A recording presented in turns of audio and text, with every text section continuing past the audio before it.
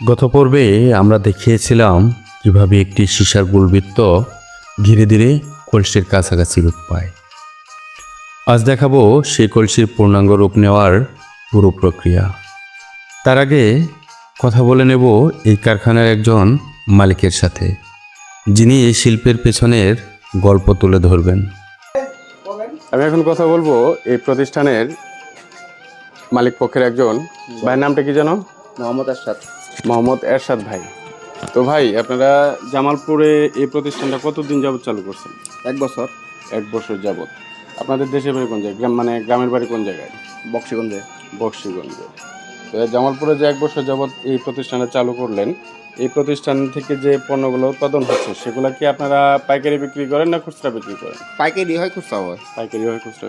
কি ধরনের পণ্য তৈরি করেন আপনারা? কলস, আপনার হাড়ি, গামলা, বল, সব এভরিথিং সব কিছুই এখানে তৈরি করেন। জি। এখন কারিগরের হাতে কলসির কাছাকাছি রূপ নেওয়া পাত্রটি পাচ্ছে পূর্ণাঙ্গ আকার। দক্ষতা আর কঠোর পরিশ্রমের মাধ্যমে তিনি গড়ে তুলেছেন একটি পূর্ণাঙ্গ সীসার কলসি। এরপর শুরু হয় ফিনিশিংয়ের কাজ।